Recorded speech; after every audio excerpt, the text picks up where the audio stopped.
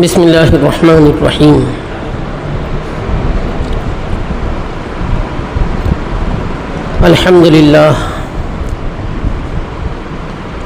الحمد للہ رب العالمین، والصلاة والسلام علی اشرف الانبیاء والمرسلین وعلی آلہ واصحابہ الطیبین الطاہرین، اما بعد، فأعوذ باللہ من الشیطان الرجیم، بسم اللہ الرحمن الرحیم۔ وَلَقَدْ خَلَقْنَا الْإِنسَانَ مِنْ صَلْصَالٍ مِّنْ حَمَإٍ مَّسْنُونٍ وَالْجَانَّ خَلَقْنَاهُ مِن قَبْلُ مِن نَّارِ السَّمُومِ وَإِذْ قَالَ رَبُّكَ لِلْمَلَائِكَةِ إِنِّي خَالِقٌ بَشَرًا مِّن صَلْصَالٍ مِّنْ حَمَإٍ مَّسْنُونٍ فَإِذَا سَوَّيْتُهُ وَنَفَخْتُ فِيهِ مِن رُّوحِي فَقَعُوا لَهُ سَاجِدِينَ فَسَجَدَ الْمَلَائِكَةُ كُلُّهُمْ أَجْمَعُونَ إِلَّا إِبْلِيسَ أَبَى أَن يَكُونَ مَعَ السَّاجِدِينَ قال يا إبليس ما لك ألا تكون مع الساجدين قال لم أكن لأسجد لبشر خلقته من صلصال من حمأ مسنون قال فاخرج منها فإنك رجيم وإن عليك اللعنة إلى يوم الدين قال رب فأنظرني إلى يوم يبعثون قال فإنك من المنظرين إلى يوم الوقت المعلوم قال رب بما أغويتني لأزينن لهم في الأرض ولأغوينهم أجمعين إلا عبادك منهم المخلصين قال هذا صراط علي مستقيم إن عبادي ليس لك عليهم سلطان إلا من اتبعك من الغاوين وإن جهنم لموعدهم أجمعين لها 7 أبواب لكل باب منهم جزء مقسوم صدق الله العلي العظيم۔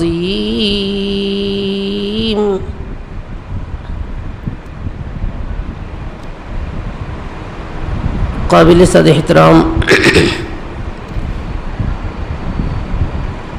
بزرگوں، نوجوان دوستوں، برادران اسلام اور معزز خواتین، جو تلاوت ابھی ہم نے سماعت کی 14ویں پارے کا اور سورہ حجر کا رکوع نمبر 3، اس رکوع میں کل 19 آیات مبارکہ ہیں۔ پہلے ترجمہ بھی سن لیں، پھر کچھ گفتگو کی جائے گی انشاءاللہ۔ اور یقیناً ہم نے انسان کو سڑے ہوئے گارے کی کھنکھناتی مٹی سے پیدا کیا، اور جنات ان کو ہم نے پیدا کیا تھا اس سے پہلے لو کی آگ سے۔ اور وہ وقت بھی یاد کرو جب کہ آپ کے پروردگار نے کہا فرشتوں سے کہ میں ایک بشر پیدا کرنے والا ہوں کھنکھناتی ہوئی سڑے گارے کی مٹی سے، پھر جب میں اس کو مکمل کر لوں اور اس میں اپنی روح پھونک دوں تو تم سب اس کے لیے سجدے میں گر جانا۔ سو سارے فرشتوں نے سجدہ کیا سوائے ابلیس کے۔ اس نے اس بات سے انکار کر دیا کہ وہ سجدہ کرنے والوں میں شامل ہو۔ اللہ نے فرمایا، اے ابلیس، تجھے کیا ہو گیا کہ تو سجدہ کرنے والوں میں شامل نہیں ہوا؟ وہ کہنے لگا کہ میں ایسے انسان کو سجدہ کرنے والا نہیں ہوں جسے آپ نے پیدا کیا ہے سڑے ہوئے گارے کی کھنکھناتی مٹی سے۔ سو اللہ نے فرمایا کہ تو نکل جا، بلا شبہ تو مردود ہو گیا ہے اور تجھ پر میری لعنت رہے گی روز جزا کے دن تک۔ وہ کہنے لگا کہ یا رب، سو مجھ کو تو مہلت دے دے اس دن تک جب سب لوگ دوبارہ زندہ کیے جائیں گے۔ اللہ نے کہا کہ تجھ کو مہلت دے دی گئی ہے ایک ایسے وقت تک جس کا وقت مجھے معلوم ہے۔ کہنے لگا کہ اے میرے رب، اس وجہ سے کہ آپ نے مجھ کو گمراہ کر دیا، میں قسم کھاتا ہوں کہ ان کے لیے زمین میں بہاریں دکھاؤں گا اور میں ان تمام لوگوں کو گمراہ کروں گا سوائے تیرے ان بندوں کے جن کو تو نے چن لیا ہے۔ اللہ نے کہا کہ یہ مجھ تک پہنچنے کا سیدھا راستہ ہے، یقیناً میرے بندے، ان پر تیرا کوئی زور نہیں چلے گا سوائے ان لوگوں کے جو تیری پیروی کریں، گمراہ لوگوں میں سے، اور یقیناً جہنم ان کا طے شدہ ٹھکانہ رہے گا۔ اس کے 7 دروازے ہیں، ہر دروازے کے ایک ایک فرقے بانٹ دیے گئے ہیں۔ یہ پورے رکوع مبارک کا ترجمہ ہوا۔ معزز سامعین و سامعات، دوسرے رکوع میں اللہ پاک نے انسان کو سمجھانے کے لیے آفاقی نشانیاں بیان کی تھی۔ اوپر کی فضا میں اللہ نے اپنی قدرت کے کیا کیا معجزات، کیا کیا کارنامے عقل مند انسان کے لیے بتائے ہیں، جس کو دیکھ کر ہر عقل والا یہ ماننے پر مجبور ہو جائے کہ جو رب اتنی بڑی قدرت پر دسترس رکھتا ہے وہ انسان کو دوبارہ زندہ کیوں نہیں کر سکتا۔ اب ہمارے آج کے رکوع میں اسی بات پر ایک دوسری دلیل دینا ہے، اندرونی دلیل۔ انسان کو اپنے وجود پر غور و فکر کرنا چاہیے۔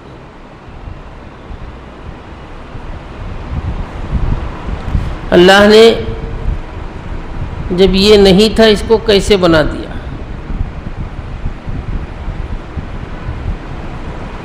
اور کیسی عزت و اکرام سے نوازا۔ بس یہ مختصر سا مضمون تھا، لیکن مضمون سے مضمون بڑھتا چلا گیا۔ اس وقت جو معاملہ پیش آیا اللہ پاک نے اس پورے رکوع میں تفصیل سے بیان کیا۔ پہلی آیت مبارکہ میں اللہ پاک تاکید کے ساتھ کہہ رہے ہیں کہ ہم نے انسان کو پیدا کیا ہے ایسی مٹی سے جو سڑے ہوئے گارے سے بنائی گئی تھی، کھنکھناتی ہوئی تھی۔ یہاں اللہ نے کہا ہے من صلصال من حمإ مسنون۔ سورہ صافات میں اللہ نے فرمایا ہے من طین لازب، چپکتی ہوئی مٹی۔ سورہ رحمان میں اللہ نے کہا ہے کہ ہم نے انسان کو پیدا کیا ہوا کھنکھناتی مٹی سے۔ اس کی تفسیر مفسرین یہ بیان کرتے ہیں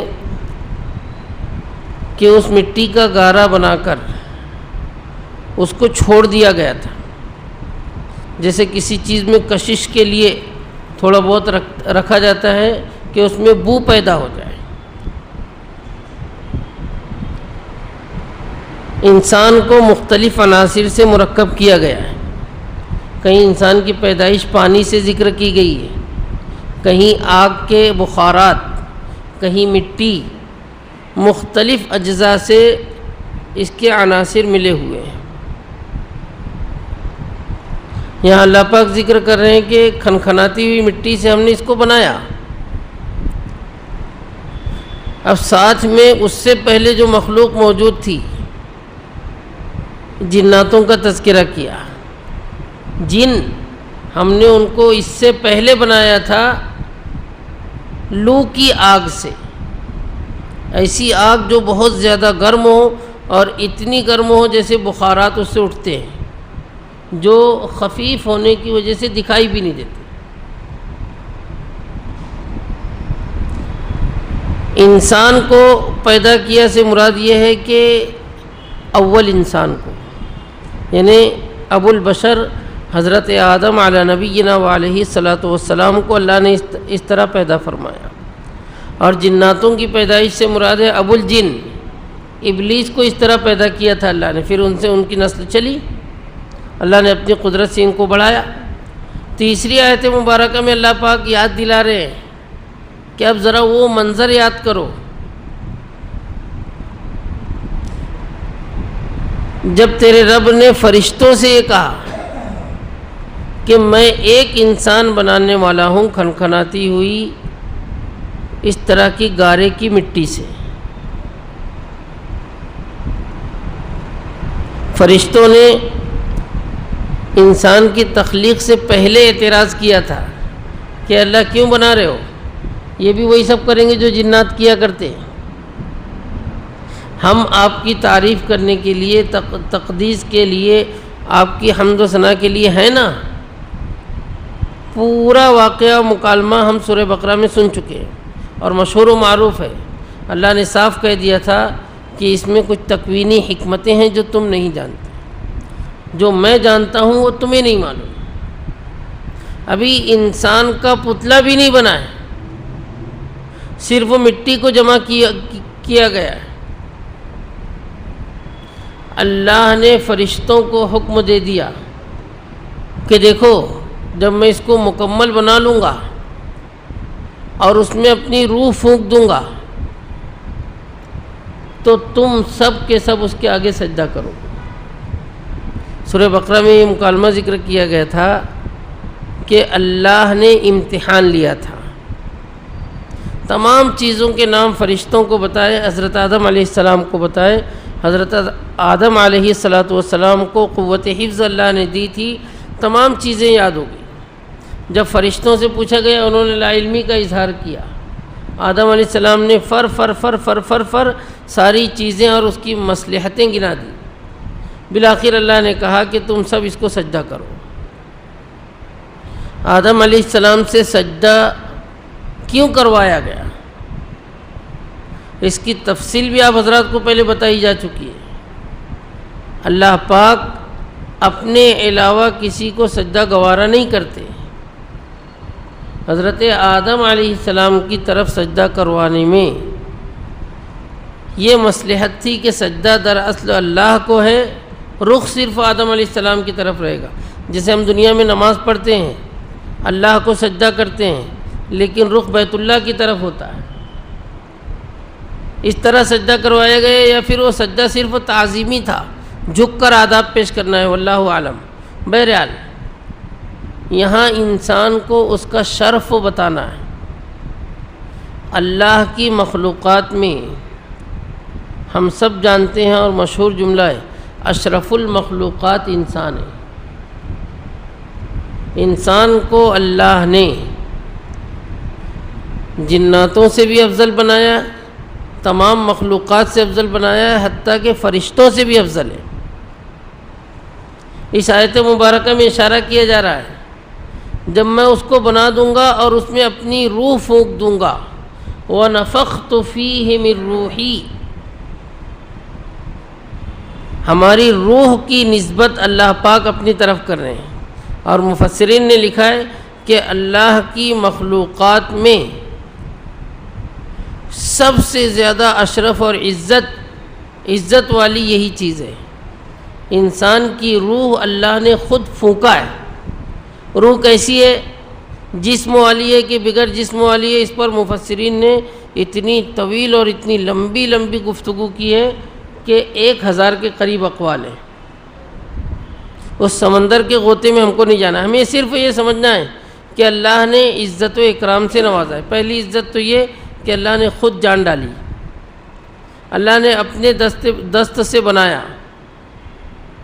اور پھر بطور شرف کے، بطور اعزاز کے، اللہ نے سارے فرشتوں کو، اور اس وقت سب سے زیادہ مخلوقات میں فرشتے ہی تھے اور سب سے افضل تھے، ساتھ میں جن بھی تھے، ان سب کو اللہ نے حکم دیا کہ تمہیں اس مخلوق کو سجدہ کرنا ہے، اس انسان کو جو میں نے بنایا ہے سب کو سجدہ کرنا ہے۔ اللہ نے پہلے ہی کہہ دیا تھا حکم دے کر، قعوا لہ ساجدین، اس کے لیے تم سب کو سجدے میں گر جانا ہے۔ جیسا حکم تھا فرشتوں نے ویسا ہی عمل کیا، لیکن ساتھ ہی ساتھ اس کا ایک دشمن کھڑا ہو گیا۔ اللہ خود کہہ رہے ہیں سوائے ابلیس کے، وہ سجدہ کرنے والوں میں شامل نہیں ہوا۔ سجدہ کیا کرتا؟ سجدہ کرنے والوں میں اپنے آپ کو کھڑا بھی نہیں کیا۔ یہاں کچھ لوگوں کی رائے یہ ہے کہ ابلیس کو تو حکم ہی نہیں دیا گیا تھا، حکم فرشتوں کو دیا گیا تھا، پھر ابلیس کا انکار کیسے ہوا؟ قرآن کریم کی دیگر آیات پر غور کریں گے، نظر رکھیں گے تو بات صاف ہو جائے گی۔ سورہ اعراف میں اللہ نے ایک دم صاف الفاظ میں کہا ہے ما منعک الا تسجد اذ امرتک، جب میں نے تجھ کو سجدہ کرنے کا حکم دیا تو اب تجھے کیا چیز روک رہی ہے سجدہ کرنے؟ یہاں اللہ پاک اس سے پوچھ رہے ہیں تجھے کیا ہوا، تو کیوں سجدہ نہیں کر رہا ہے، تو سجدہ کرنے والوں میں شامل کیوں نہیں ہوا؟ تو بطور تکبر کے کہنے لگا اس انسان کو میں تھوڑی سجدہ کروں گا، اس کو تو آپ نے سڑے ہوئے گارے کی مٹی سے بنایا۔ دو چیزیں ہیں، مجھے آگ سے بنایا، اس کو مٹی سے بنایا۔ آگ روشن ہوتی ہے اور مٹی تاریکی والی ہوتی ہے، آگ بلندی کی طرف جاتی ہے، مٹی پستی کی طرف جاتی ہے، یعنی میں افضل ہوا اور یہ مجھ سے کمتر ہوا، اور کوئی بھی افضل اپنے سے کمتر کو سجدہ نہیں کرتا۔ سورہ اعراف میں بھی اس کا یہ تکبر ذکر کیا گیا ہے، یہاں سورہ ہجر میں بھی ذکر کیا جا رہا ہے۔ اللہ نے اس کو مردود قرار دیا، دھتکار دیا۔ اس سے پہلے برسہ برس بڑے نیک لوگوں میں تھا، لیکن اس وقت جب انکار پر آیا اللہ نے صاف طور پر کہہ دیا فَخْرُجْ مِنْهَا فَإِنَّكَ رَجِيمٌ، تو یہاں سے نکل جا، اب تو مردود ہو گیا ہے، دھتکار دیا گیا، ہکال دیا گیا، اب تو کوئی مقبولیت تیری نہیں رہے گی۔ اور آگے اللہ نے صاف کہہ دیا کہ تجھ پر میری پھٹکار رہے گی قیامت کے دن تک، وَإِنَّ عَلَيْكَ اللَّعْنَةَ إِلَى يَوْمِ الدِّينِ، سورہ صاد میں اللہ نے کہا ہے عَلَيْكَ لَعْنَتِي إِلَى يَوْمِ الدِّينِ، میری لعنت تجھ پر رہے گی قیامت تک، یعنی پوری دنیا کی جتنی زندگی رہے گی اس میں کبھی بھی یہ مقبول ہو ہی نہیں سکتا، اس کو توبہ کی توفیق ہو ہی نہیں سکتی۔ صاف الفاظ میں اللہ نے دو جگہ قرآن پاک میں کہہ دیا کہ قیامت تک کے لیے اس کو اللہ نے لعنت کے حوالے کر دیا ہے۔ لعنت یعنی اپنی رحمت کا مستحق بالکل نہیں کرے گا، ہر آن ہر لمحہ ہر پل اللہ کا غصہ اس پر بڑھتا ہی چلا جائے گا۔ مردود کی ہٹ دھرمی تو دیکھیے،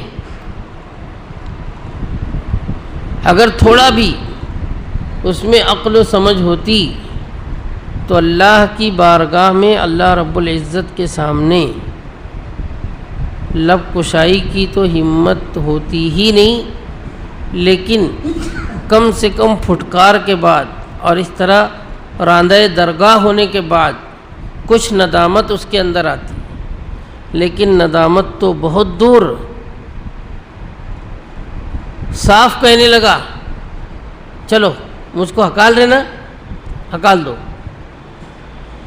لیکن ایک درخواست ہے، رب کہہ کر بھی کہہ رہا ہے، ایک طرف انکار بھی کر رہا ہے، اللہ کا حکم کی خلاف ورزی بھی کر رہا ہے، اور کہہ رہا ہے کہ اے میرے رب ایک چیز مجھ کو دے دے، مجھے مہلت دے قیامت کے دن تک، جب لوگ دوبارہ زندہ کیے جائیں گے اس وقت تک مجھے مہلت دے۔ مہلت دے کا مطلب یہ ہے کہ مجھے زندگی دے، موت نہیں آنا چاہیے، پوری زندگی میں تیرے ان بندوں کو تیرے راستے سے ہٹاؤں گا۔ ابھی آگے الفاظ آ رہے ہیں، پہلے مہلت مانگ رہا ہے کہ مجھے روز جزا تک مہلت چاہیے،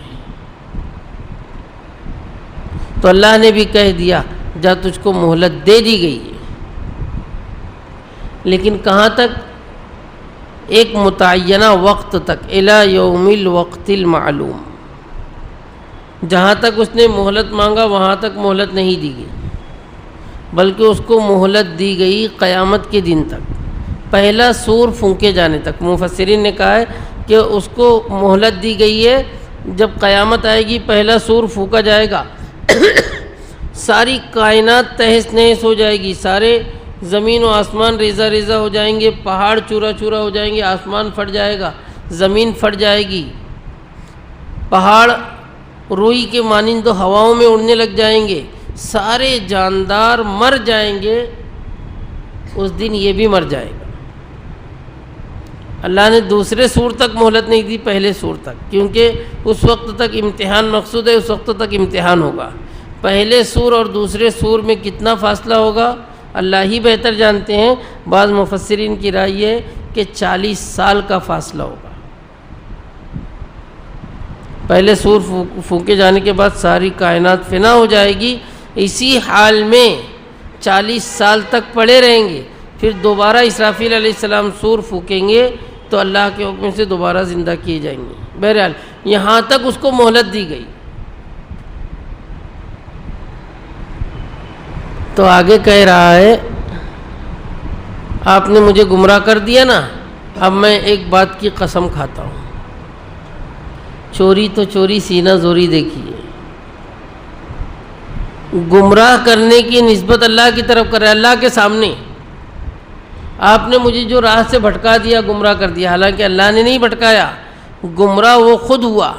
سب سے پہلے تو اللہ کے حکم کا انکار کیا سجدے سے، دوسرے اس نے تکبر کیا، آدم علیہ السلام کو اپنے سے کمتر سمجھا، اپنے کو اس سے برتر سمجھا، تیسرے یہ کہ اللہ نے جب اس پر لعنت اور پھٹکار کیا، اس کو اپنے بارگاہ سے ہکالا، تب بھی نادم ہو کر توبہ نہیں کیا، بلکہ اور مہلت مانگ رہا ہے کہ پوری دنیا جب تک رہے گی میری زندگی دے دے، تاکہ میں کیا کروں؟ اب کہہ رہا ہے اللہ کے سامنے قسم کھا کر، تو نے مجھے گمراہ کر دیا ہے، تو اب میں قسم کھا کر یہ بات کہتا ہوں، میں ان لوگوں کے لیے، ان لوگوں سے مراد ہے یہ انسان جو تو نے بنایا ہے، اس کی ذریت، اس کی اولاد، ان کو زمین میں خوب بہاریں دکھاؤں گا، خوب دلکشی بتاؤں گا، خوب مزین کر کر کے زمین میں نمائشیں کروں گا، اور ان سب کو گمراہ کر دوں گا۔ ہر انسان کے پیچھے وہ کوشش میں لگا ہے کہ اس کو صحیح راستے سے ہٹا کر جہنم میں لے جائے۔ سورہ اعراف میں اس کا جملہ یہ تھا کہ میں سب کو تیرے راستے سے ہٹا کر گمراہ کر ہی ڈالوں گا، آگے سے، پیچھے سے، دائیں سے، بائیں سے، ہر طرف سے ان پر حملہ کروں گا۔ یہاں کہہ رہا ہے کہ تمام کو بھٹکا کر رہوں گا سوائے تیرے ان بندوں کے جن کو تو نے چن لیا ہے، مخلص بنا لیا ہے۔ تیرے جن بندوں کو تو نے چن لیا ہے ان کو بہکا نہیں سکوں، کوشش کرے گا لیکن بہکا نہیں سکے گا۔ اللہ نے بھی کہہ دیا میرا یہ راستہ ایک دم آسان اور سیدھا ہے۔ اس راستے سے مراد کیا ہے؟ جس کے لیے اللہ نے انبیاء کرام علیہم الصلاۃ والسلام کو بھیجا۔ اللہ تک پہنچنے کا راستہ آسان بھی ہے اور سیدھا بھی ہے، اور مفسرین نے یہ بھی لکھا ہے کہ کبھی بند نہیں ہوتا، قرب قیامت میں بند ہوگا۔ تو اللہ کہہ رہے ہیں کہ یہ مجھ تک پہنچنے کا سیدھا سیدھا راستہ ہے۔ اور یہ بھی سن لے، میرے جو خاص بندے رہیں گے ان پر تیرا داؤ پیچ نہیں چلے گا، سوائے ان بندوں کے جو تیری اتباع کریں گے مجرمین میں سے۔ یہاں ایک بہت قیمتی بات سمجھنے کی ہے بزرگوں اور دوستوں، اللہ نے یہ وعدہ کیا ہے کہ میرے بندوں پر تیرا کوئی زور نہیں چلے گا۔ تھوڑا سا غور کریں تو عجیب معاملہ سامنے آتا ہے۔ سب سے پہلے حضرت آدم علیہ السلام، ان کے ساتھ حضرت حوا علیہ السلام، یہ تو اللہ کے بہت ہی منتخب بندے ہیں، ایسے چنے ہوئے ہیں کہ اللہ نے مسجود ملائک بنایا، فرشتوں نے سجدہ کیا، اور ان پر شیطان کا زور یہ چلا کہ جنت میں ان کو بہکا دیا، شجر ممنوعہ تک پہنچا دیا۔ بالآخر آدم علیہ السلام وہ کھا کر جنت سے نکال دیے گئے، جبکہ آدم علیہ السلام ابو الانبیاء بھی ہیں، ابو البشر بھی ہیں۔ یہی وہ شخصیت ہے جن کو اللہ نے فرشتوں کا مسجود بنایا، فرشتوں نے ان کو سجدہ کیا۔ اس آیت میں اللہ وعدہ کر رہے ہیں کہ میرے بندوں پر تیرا زور نہیں چلے گا۔ صحابہ کرام رضی اللہ عنہم انتہائی اونچے اور مقرب بندے ہیں۔ صحابہ کرام میں وہ شخصیات بھی ہیں جن کا جنت میں جانا بالکل یقینی ہے، عشرہ مبشرہ بھی ہیں۔ غزوہ احد میں جب شکست ہوئی، بھگدڑ مچی، ان کے بارے میں اللہ نے قرآن میں کہا ہے انما استزلهم الشیطان ببعض ما کسبوا، ان کے بعض اعمال کی وجہ سے شیطان نے ان کو پھسلا دیا تھا، شیطان کا ان پر زور چل گیا تھا۔ حضرت ایوب علیہ السلام اللہ کے نبی ہیں، قرآن میں ان کی دعا میں یہ لفظ ذکر کیا گیا ہے مسنی الشیطان بنصب، شیطان مجھ کو تکلیف اور عذاب پہنچا رہا۔ پھر اس بات کو سمجھنا ہے، اللہ کہہ رہے ہیں کہ میرے بندوں پر تیرا زور نہیں چلے گا، جبکہ اتنے اونچے اونچے بندوں پر بھی شیطان نے اثر کیا ہے۔ انبیاء کرام علیہم الصلاۃ والسلام معصوم ہیں، تو اس کو اچھی طرح سمجھنا ہے بزرگوں اور دوستوں، یہ ذہن میں رکھنا ہے۔ شیطان کا زور اور اثر نہیں چلے گا کا یہ مطلب قطعاً نہیں ہے کہ زندگی بھر ان کو کبھی بہکائے گا نہیں، زندگی بھر ان سے اعمال خراب نہیں کروائے گا، بلکہ مطلب یہ ہے کہ جو کامیاب بندے ہیں ان پر شیطان کا اثر ہو جانے کے بعد، گناہ ہو جانے کے بعد، وہ لوگ نادم ہو کر، شرمندہ ہو کر توبہ کر لیتے ہیں، اور توبہ کے ذریعے سے اپنے گناہوں کو دھل لیتے ہیں۔ حضرت آدم علیہ السلام کو جب جنت سے نکالا گیا، فتاب علیہ، انہوں نے توبہ کیا، اللہ نے ان کی توبہ کو قبول بھی کیا، انہ هو التواب الرحیم۔ صحابہ کرام رضی اللہ عنہم کو شکست ہوئی، لیکن بالآخر اللہ نے وَلَقَدْ عَفَا اللَّهُ عَنْهُمْ، اللہ نے ان سب کو معاف کر دیا۔ مومنین بھی غلطیاں کرتے ہیں، لغزشیں کرتے ہیں، خطائیں کرتے ہیں، لیکن کبھی توبہ کے ذریعے سے، کبھی اعمال کے ذریعے سے، کبھی بیماریوں کے ذریعے سے اللہ پاک ان کی خطاؤں کو دھل دیتے ہیں۔ ان کے گناہوں کو معاف کر دیا۔ شیطان کا اثر نہ کرنے کا یہ مطلب ہے۔ صحابہ کرام کی زندگیوں کو ہم ٹٹولیں اور تاریخ میں ایسے بے شمار واقعات ہم کو مل جائیں گے کہ 30 سال 40 سال 50 سال بندے نے نافرمانی کی، کفر و شرک میں رہا، لیکن آخر کار ایمان کی دولت ملی اور کامیاب ہو گیا۔ صحابہ کرام کی اکثریت تو ویسی ہی تھی، پہلے دشمنان اسلام میں تھے۔ کتنے صحابہ کرام ایسے تھے جو غزوہ احد میں، غزوہ بدر میں مشرکین کی نمائندگی کر رہے تھے، ادھر سے لڑ رہے تھے، خود ابو سفیان سردار تھے، لیکن آخر کار مسلمان ہو گئے۔ شیطان نے خوب ان پر محنت کیا، لیکن بالآخر شیطان کی ساری محنت رائے گا گئی۔ اس بات کو اچھی طرح ذہن میں رکھنا ہے۔ اب پہلے بقیہ آیات کو بھی سن لیں، پھر تھوڑی سی کچھ اور گفتگو کی جائے۔ اللہ نے وعدہ کیا ہے کہ میرے بندوں پر تیرا زور نہیں چلے گا سوائے ان بندوں کے جو تیری پیروی کریں گے اور پہلے سے وہ ٹیڑھے مزاج کے رہیں گے، پہلے سے گمراہ ان کی تقدیر رہے گی۔ اللہ ان کے لیے دھمکی دے رہے ہیں کہ ان کا طے شدہ ٹھکانہ جہنم ہے، نعوذ باللہ۔ جو موت تک شیطان کی پیروی کرتے رہے، خود شیطان اور شیطان کے ماننے والے جتنے بھی ہیں، اللہ نے دوسری آیت میں صاف کہا ہے لَأَمْلَأَنَّ جَهَنَّمَ مِنْكُمْ أَجْمَعِينَ، لَأَمْلَأَنَّ جَهَنَّمَ مِنْكَ وَمِمَّنْ تَبِعَكَ مِنْهُمْ أَجْمَعِينَ، تجھ سے اور تیرے ماننے والوں سے جہنم کو بھر دوں گا۔ یہاں اللہ کہہ رہے ہیں کہ ان سب کا ٹھکانہ جہنم ہے، اور جہنم کے 7 دروازے ہیں۔ 7 جہنم کے 7 دروازے کیسے ہیں اللہ ہی بہتر جانتے ہیں۔ بعض مفسرین نے حضرت علی رضی اللہ تعالیٰ عنہ کا یہ قول لکھا ہے کہ اوپر نیچے طبق در طبق 7 دروازے لگائے ہوئے،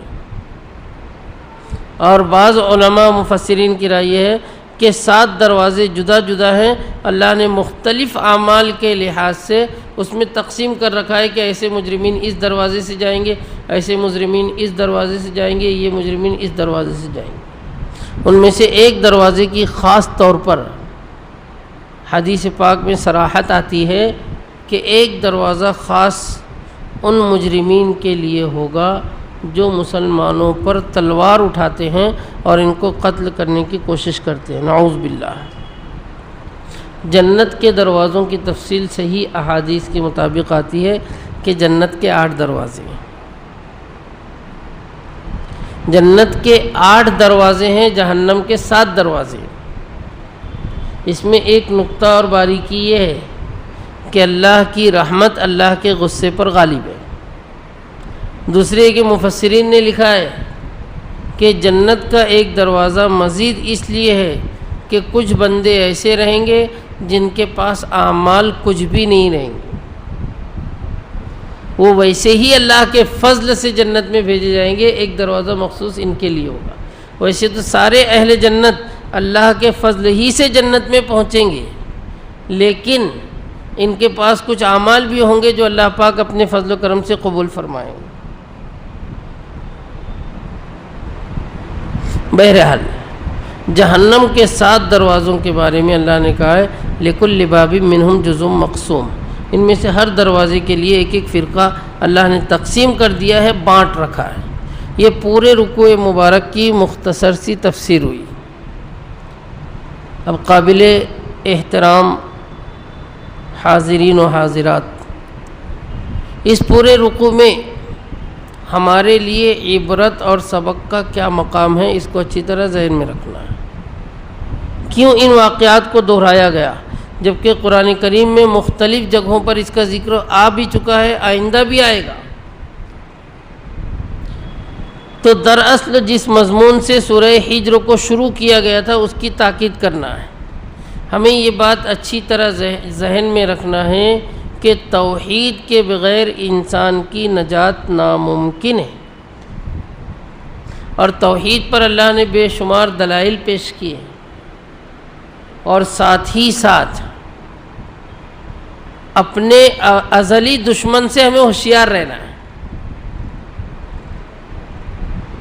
جد امجد ابو البشر حضرت آدم علی نبینا وعلیہ الصلاۃ والسلام کی پیدائش کے دن سے شیطان مردود کھڑا ہو گیا ہے اللہ کے سامنے منظوری کر کے، اور دھڑلے سے یہ بات کہہ رہا ہے کہ میں اس کی اولاد کو گمراہ کر کے بہکا کر رہوں گا۔ ہمیں اس کے شر و فتنے سے بچنے کی کتنی کوشش کرنا چاہیے ہم خود طے کریں۔ تیسری اہم بات جو اس رکوع میں سمجھ میں آئی وہ یہ کہ اللہ تک پہنچنے کا راستہ کھلا ہوا ہے، بند نہیں ہے۔ ہم مایوس کبھی بھی نہ ہوں۔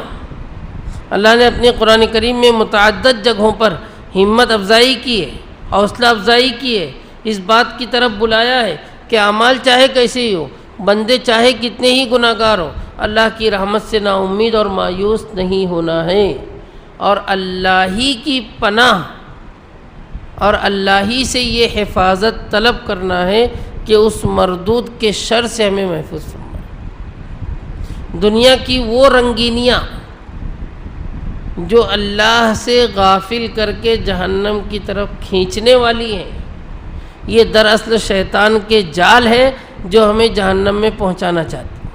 اللہ پاک نے جب جنت کو اور دوزخ کو بنا دیا، حضرت جبرائیل علیہ السلام کو حکم ہوا تھا کہ جاؤ دونوں کی سیر کر کے آؤ، پہلے جنت دیکھ کر آئے۔ کہنے لگے کہ اللہ کیا بنایا ہے آپ نے جنت تو ایسی جگہ آپ نے بنائی ہے، جنت تو ایسی جگہ آپ نے بنائی ہے کہ تیرا جو بھی بندہ سن لے گا اس میں جائے بغیر نہیں رہے گا۔ حضرت جبرائیل علیہ السلام کو حکم ہوا کہ ذرا دوزخ کی بھی سیر کر کے جہنم بھی دیکھاؤ، وہاں تفریح کر کے آئے تو کہنے لگے کہ یا اللہ بہت خطرناک جگہ ہے، بہت شدید جگہ ہے، یہ تو اتنی خطرناک جگہ ہے کہ تیرا ایک بھی بندہ اس میں نہیں جائے گا۔ اللہ پاک کی طرف سے دوبارہ حضرت جبرائیل علیہ السلام کو حکم ہوا کہ جاؤ دونوں کی سیر پھر سے کر کے آؤ۔ جب دوبارہ گئے جنت کو دیکھ کر آئے تو کہنے لگے کہ یا اللہ اب تو مجھے ڈر لگ رہا ہے، تیرا کوئی بندہ جنت تک پہنچ نہیں پائے گا۔ کیوں؟ اس کے راستے میں آپ نے تکلیفیں رکھ دی، مشقتیں رکھ دی، جنت کو مزین کر دیا اللہ نے، اور اس کے بعد اس کو ڈھانپ دیا تکلیفوں سے۔ اب اطاعت و فرما برداری کرنا ہے، صبر کرنا ہے، مختلف قسم کی آزمائشیں پیچھے لگی ہوئی ہے، مختلف احکامات کی بجاوری ہے، فرما برداری کرنا ہے۔ اور جہنم کو اللہ نے شہوات سے ڈھانک دیا، خواہشات سے، من پسند چیزوں سے۔ حضرت جبرائیل علیہ السلام دوبارہ جا کر آ کر کہنے لگے کہ اللہ اب مجھے ڈر لگ رہا ہے کہ تیرے سارے بندے جہنم میں نہ جا گریں۔ تو ہمیں اس بات کا احساس لینا ہے کہ دنیا دراصل کامیاب لوگوں کے لیے قید خانہ ہے۔ حضور اکرم صلی اللہ علیہ وسلم نے بھی صاف الفاظ میں فرمایا ہے کہ دنیا مومن کے لیے قید خانہ ہے اور کافر کے لیے جنت ہے۔ جنت کا یہی مطلب ہے کہ یہاں کی چیزوں کو شیطان بہت مزین کر کے بتاتا ہے، کیا خوشنما مکان بنا ہوا ہے، کیا ہی عالیشان بستر ہے، کیا ہی راحت و آرام کے اسباب موجود ہیں۔ ایسی تفریحی مقامات پر دیکھ لو ایک سے ایک خوشنما مناظر ہیں، تو شیطان اس میں لبھا کر، اس میں الجھا کر اللہ سے بندوں کو غافل رکھتا ہے۔ اللہ کا فضل و کرم ہے کہ اللہ پاک نے ہمیں ایمان کی دولت عطا کی، صحیح سمجھ عطا کی ہے۔ ہم اس بات کا احساس لیں، اپنے آپ کو پہچانیں، دنیا کی تکلیفوں سے مایوس بھی نہ ہو، ہمت بھی نہ ہاریں۔ ان تکلیفوں کے پیچھے اللہ پاک نے حقیقی رضا اور جنت چھپا رکھی، اور دنیا کی رنگینیوں میں مست ہو کر اپنی آخرت کو، موت کے بعد دوبارہ زندہ ہونے کو فراموش نہ کریں، کیونکہ بہرحال مرنا ہے، مر کر دوبارہ زندہ ہونا ہے، دوبارہ زندہ ہو کر رب کے حضور پیش ہونا ہے۔ اگر اللہ پاک کی ان ہدایات کو ہم اپنا لیں تو ایسی کامیابی مقدر ہوگی جس کا تصور ہم دنیا میں کر ہی نہیں سکتے۔ اس رکوع کی آخری چند آیات میں اللہ پاک نے جہنم کا تذکرہ کیا ہے، آئندہ رکوع کی ابتدائی آیات میں پھر اللہ نے جنت کا تذکرہ کیا ہے، جو انشاءاللہ آئندہ ہم سنیں گے۔ وآخر دعوانا ان الحمد للہ رب العالمین۔ بسم اللہ الرحمن الرحیم۔ الحمد للہ رب العالمین، والصلاة والسلام على سید الانبیاء والمرسلین وعلى آلہ واصحابہ الطیبین الطاہرین۔ لا الہ الا اللہ الحلیم الکریم، سبحان اللہ رب العرش العظیم، والحمد للہ رب العالمین۔ نسألک موجبات رحمتک وعزائم مغفرتک والغنیمة من كل بر والسلامة من كل إثم، لا تدع لنا ذنبا إلا غفرته ولا هما إلا فرجته ولا مرضا إلا شفيته ولا دينا إلا أديته ولا حاجة هي لك رضا إلا قضيتها يا أرحم الراحمين۔